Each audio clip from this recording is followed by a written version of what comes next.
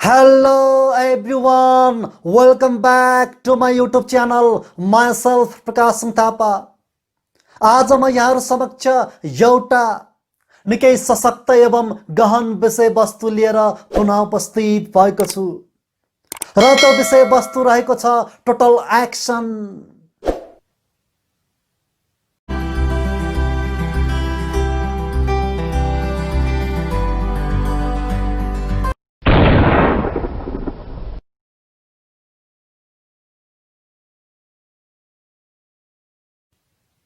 आजको यो विषयवस्तु एउटा रोचक प्रसंगबाट सुरुवात गर्न चाहन्छु। जापानमा एकजना प्रख्यात सामुराई थिए। उनले तरवारबाजीमा महारत प्राप्त गरेका थिए। जापान भरि उनलाई तरवारबाजीमा चुनौती दिन सक्ने कोही थिएनन्। उनको नाम अरु राष्ट्रमा पनि फैलिएको थियो। एक दिन तिनै सामुराईले आफ्नै श्रीमती एउटा सामान्य चौकीदारसँग प्रेममा रहेको जानकारी पाए। त्यो जानकारी पाइसकेपछि उनले आफूलाई सम्हाल्न सकेनन्। उनी रिसले उग्र भए। त्यसैले आफ्नी श्रीमती र चौकीदारलाई नियन्त्रणमा राखे। त्यही क्रममा उनले चौकीदारलाई भने, यो मेरो मस्तिष्कले तिम्रो त्यो घाँटी क्षणभरमै रेटेर तिम्रो हत्या गर्नका लागि निर्देश गरिरहेको छ र पनि तिमीले मेरी श्रीमतीसँग प्रेम गरेका छौ। यस्तोमा एउटा लडाईँ त आयोजना गर्नुपर्छ। यदि तिमीले त्यो लडाईँमा जित दर्ता गर्यौ भने मेरी श्रीमती तिम्रो हुनेछ। यदि त्यो लडाईँमा मेरो जित भयो भने मेरी श्रीमती मसँगै रहन्छे।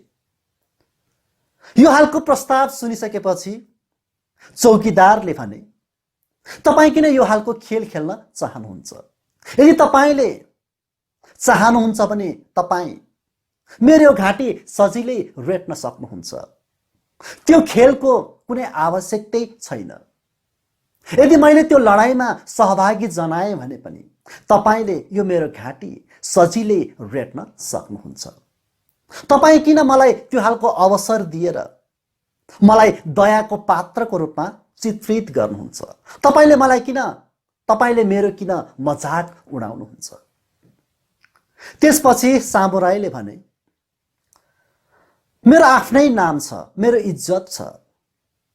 यदि मैले एउटा कमजोर चौकीदारलाई सजिलै हत्या गरे भने मलाई मानिसले विभिन्न आरोप लाउनेछन्, मलाई मानिसले नकारात्मक रूपमा हेर्नेछन्। त्यसैले मेरो नाम खराब भएको म देख्न चाहन्न। त्यसैले तिमी एउटा तरवार लिएर त्यो युद्ध मैदानमा आऊ। त्यसपछि यो हालको निर्देशन पाइसकेपछि चौकीदारमा कुनै पनि विकल्प थिएन। उनी डराउँदै एउटा तरवार लिएर युद्ध मैदानमा प्रवेश गरे। सामुराई र चौकीदार बीच हुने त्यो लडाईँ हेर्नका लागि हजारौं संख्याका मानिस त्यो युद्ध मैदानमा उपस्थित भएका थिए। त्यहाँ जति पनि मानिसहरू उपस्थित भएका थिए उनीहरूले एउटै कुरा अपेक्षा राखेका थिए। सामुराईले सजिलै त्यो चौकीदारलाई हत्या गरिदिनेछन्। सामुराईले त्यो युद्ध क्षणभरमै समाप्त पारिदिनेछन् भनेर उनले त्यहाँ उपस्थित मानिसहरूले अपेक्षा राखेका थिए। स्वयं सामुराईले पनि त्यो एउटा खेल हो र त्यो खेलमा सजिलै जित दर्ता गर्छु भन्ने उनले मनसाय बनाएका थिए। त्यो हालको अन्डरस्ट्यान्डिङ उनमा सेट भएको थियो। जब लडाईँ सुरुवात भयो सामुराई चकित परे। उनले जुन दृश्य त्यहाँ देखे आफूले विश्वास गर्न सकेनन्। चौकीदारले अनौठो शैलीमा तरवार समाएका थिए र फुल इनर्जीका साथ, पूर्ण ऊर्जाका साथ उनले त्यो आफूले समाएको त्यो तरवार आकाशमा नचाएका थिए। त्यो दृश्य देखिसकेपछि सामुराईले घोडा टेक्न बाध्य भए र उनले दयाको लागि बिन्ती भाव जताए र पनि चौकीदार त्यसै रोकिएनन्। उनले त्यो आफूले समाएको तरबारले सामुराईलाई आक्रमण गरे र पनि सामुराईले त्यो छलिदिए र त्यो तरबारले नजिकको रुखमा गएर त्यो तरबारले त्यो रुख काटिदियो।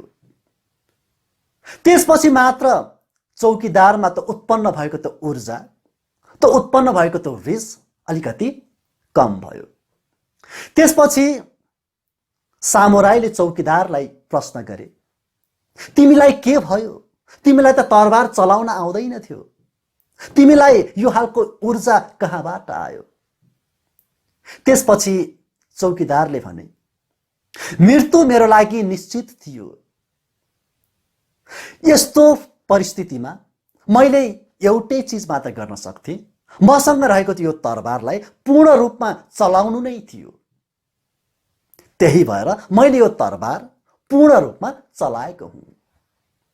त्यसपछि सामुराईले भने, आज मैले एक चीज सिकेँ,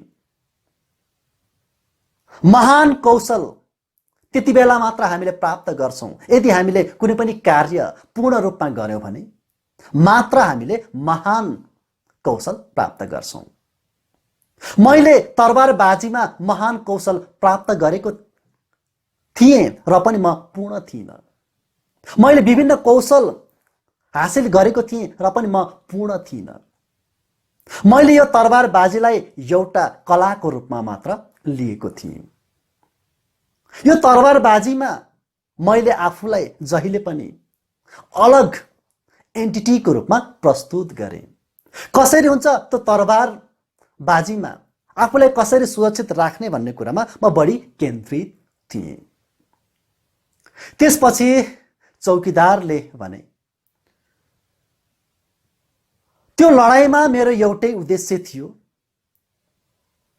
कसरी हुन्छ मलाई तरबार चलाउन आउँछ भन्ने देखाउनु थियो, पुष्टि गर्नु थियो। तपाईले एउटा कमजोर चौकीदारलाई हत्या गर्नुभयो भन्ने त्यो आरोप तपाईलाई नलागोस् भन्ने म चाहन्थे। तपाईको त्यो नाममा कालो धब्बा नलागोस् भन्ने मेरो उद्देश्य थियो। त्यही भएर मैले जुन समय पाएको थिएँ, मसँग जति समय बाँकी थियो, त्यो समयमा मैले मसँग रहेको त्यो तरबारलाई पूर्ण रूपमा प्रयोग गर्ने कोसिस गरेको थिएँ। म त्यस क्षण टोटल रहने कोसिस गरेको थिएँ। म त्यस क्षण पूर्ण रहने कोसिस गरेको थिएँ।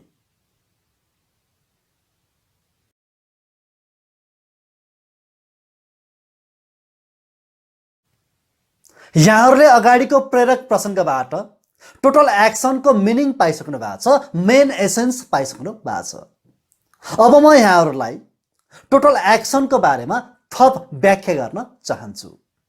आखिर टोटल एक्सन भनेको के हो? टोटल एक्सनमा रहनु भनेको के हो? अर्थात् कुनै पनि कार्य पूर्ण रूपमा गर्नु भनेको के हो? यदि हामी कुनै पनि कार्य गर्दा हाम्रो सम्पूर्ण समय, ऊर्जा र ध्यान त्यही कार्यमा लगाउँछौँ भने, त्यो कार्य रुचिपूर्वक गर्छौँ भने र त्यो कार्य गर्दा हामीमा कुनै पनि मनोवैज्ञानिक विचलन छैन, कुनै पनि मनोवैज्ञानिक दुविधा छैन भने हामी टोटल एक्सनमा छौँ भन्ने बुझिन्छ। हामीले त्यो कार्यलाई पूर्ण रूपमा गरिरहेका छौँ भन्ने बुझिन्छ। यदि हामी कुनै पनि कार्य गर्छौँ भने हाम्रो ऊर्जाको स्तर बढेर जान्छ। हामीले असम्भवमाथि पनि विजय दर्ता गर्न सक्छौँ। अगाडिको प्रसङ्गमा हामीले जुन चौकीदारको बारेमा विशेष चर्चा गरेका थियौँ, जुन सामुराईको बारेमा विशेष चर्चा गरेका थियौँ र उनीहरू बीच भएको जुन लडाईँको बारेमा विशेष चर्चा गरेका थियौँ, त्यस बखत चौकीदार पूर्ण थिए भने सामुराई पूर्ण थिएनन्। त्यो लडाई चौकीदारको लागि जीवन मरणको अवस्था थियो। चौकीदारले त्यस बखत विगत सम्झेका थिएनन्, भविष्यको बारेमा अनावश्यक चिन्ता लिएका थिएनन्। उनी वर्तमानमा बाँचेका थिए। उनले त्यस बखत के गर्न सकिन्छ त्यसमा बढी केन्द्रित थिए। कसरी हुन्छ त्यो तरबार पूर्ण रूपमा चलाउन सकिन्छ भन्ने कुरामा उनी बढी फोकस थिए। र त्यो लडाईँको दौरान उनले त्यहाँ जति पनि मानिसहरू अवस्थित थिए, जति पनि मानिसहरू त्यहाँ उपस्थित थिए, त्यो लडाईँ हेर्नका लागि, चौकीदार र सामुराई बीच हुँदै गरेको त्यो लडाईँ हेर्नका लागि जति पनि मानिसहरू त्यहाँ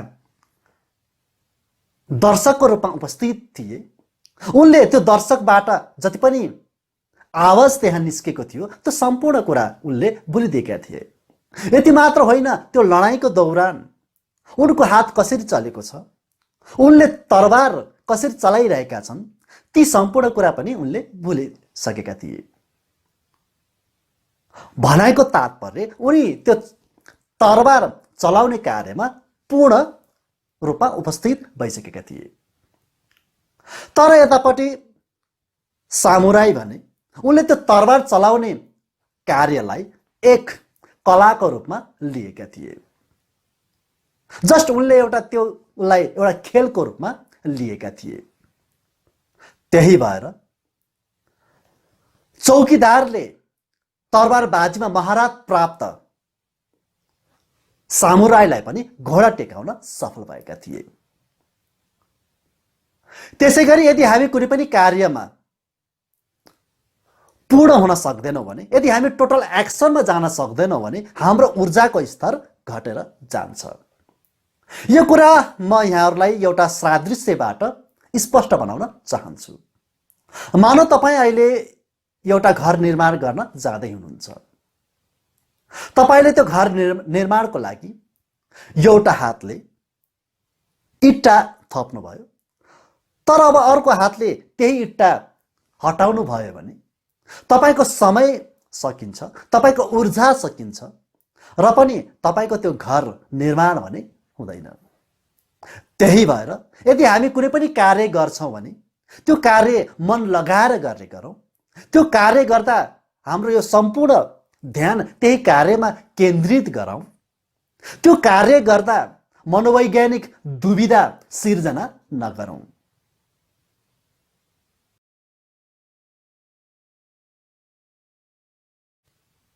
अब म यहाँहरूलाई टोटल एक्सनमा नरहँदा, कुनै पनि कार्य पूर्ण रूपमा नगर्दा के कस्ता परिणाम बेहोर्नु पर्ने हुन्छ, के कस्ता परिस्थितिको सामना गर्नुपर्ने हुन्छ, ती सम्पूर्ण कुरा केही उदाहरणबाट स्पष्ट बनाउन चाहन्छु। उदाहरण 1, अङ्गालो हाल्नु।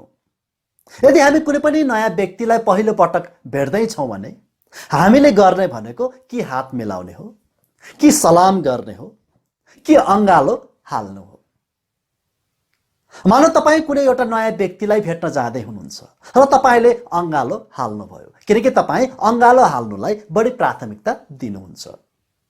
जब तपाईँ अङ्गालो हाल्दै हुनुहुन्छ त्यही बखत यदि तपाईँको एउटा मस्तिष्कले, तपाईँको एउटा मनले यसो भन्यो, होइन म के गरिरहेछु, पहिलो पटक नयाँ व्यक्तिलाई भेट्दा अङ्गालो हाल्नु त्यति आवश्यक छैन भनेर तपाईँको एउटा मनले भन्यो।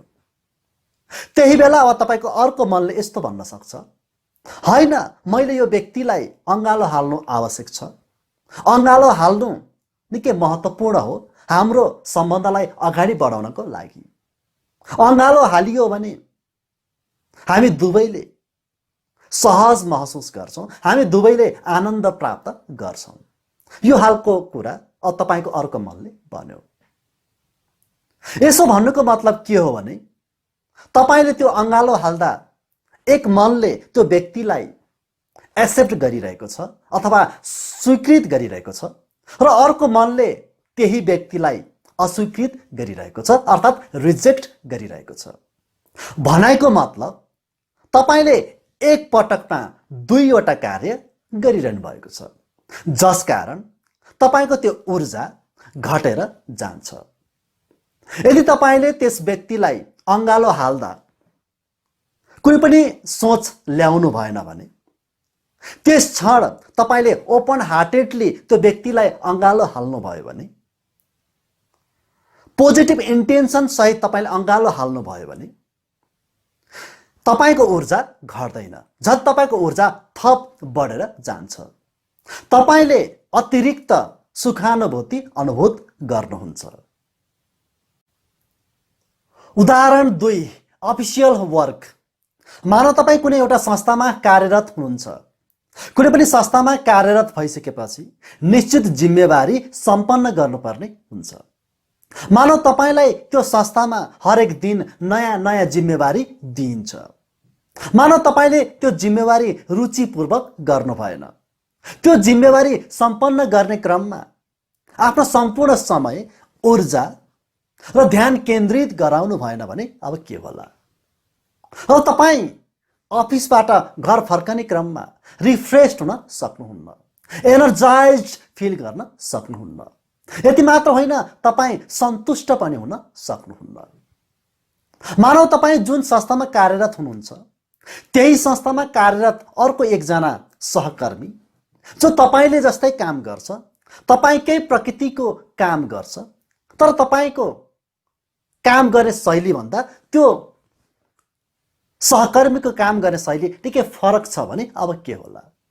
यदि तपाईँको त्यो सहकर्मीले त्यो जिम्मेवारी रुचिपूर्वक गर्यो, त्यो जिम्मेवारी सम्पन्न गर्ने क्रममा आफ्नो सम्पूर्ण ध्यान, आफ्नो सम्पूर्ण समय र ऊर्जा त्यसैमा लगायो भने अब के होला?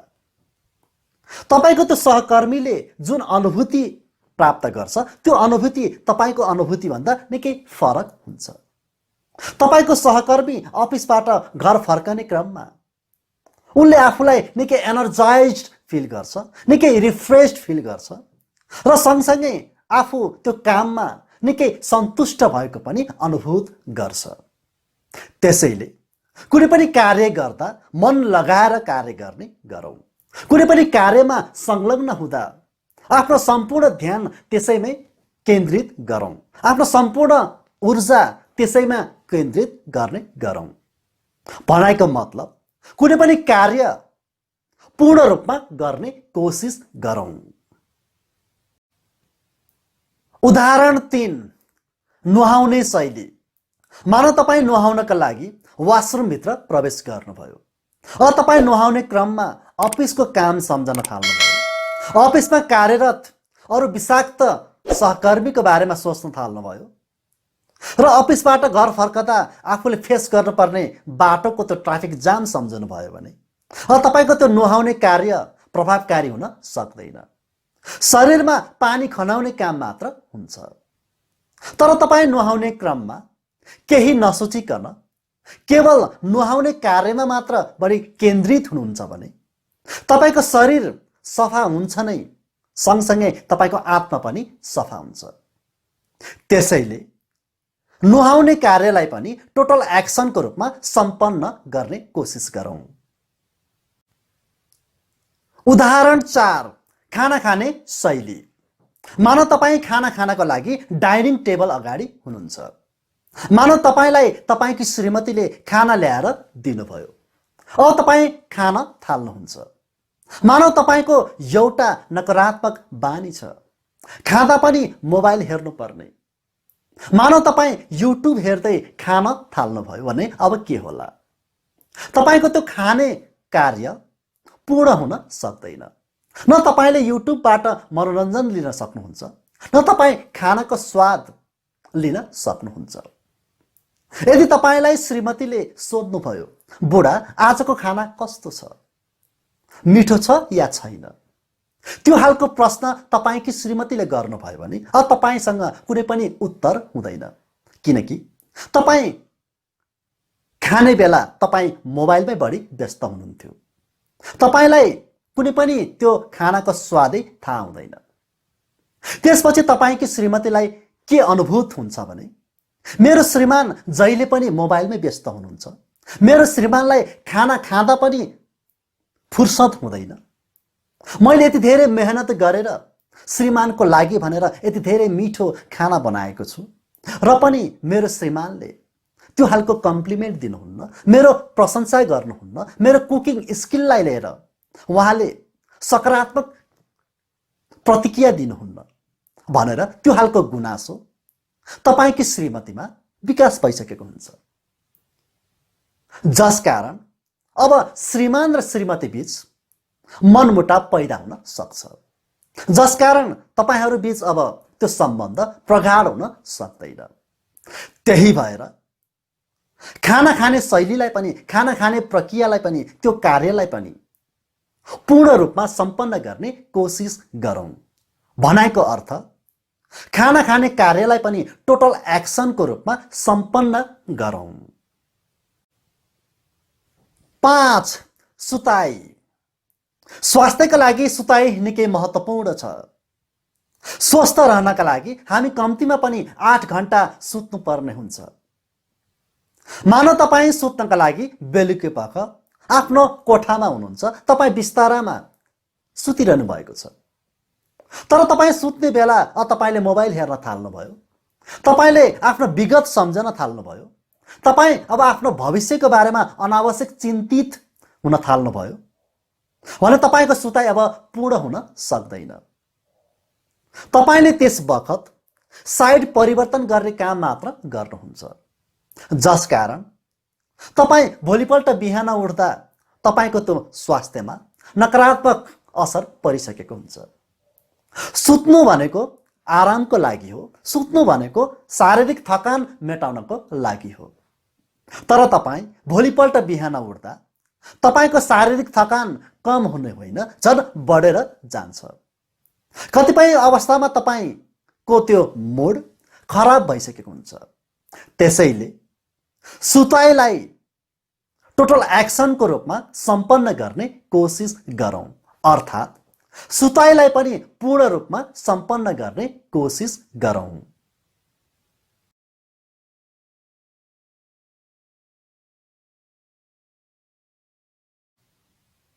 आजको यो विषयवस्तुबाट यहाँहरू सबैले निकै महत्त्वपूर्ण शिक्षा हासिल गर्नुभयो भन्ने मैले पूर्ण विश्वास लिएको छु। यहाँहरू सबैलाई आजको यो विषयवस्तु आफ्नो जीवनमा लागू गर्नका लागि, प्रयोग गर्नका लागि, परीक्षण गर्नका लागि र यो विषयवस्तुको बारेमा थप अध्ययन गर्नका लागि, बुझ्नका लागि विशेष अनुरोध गर्न चाहन्छु।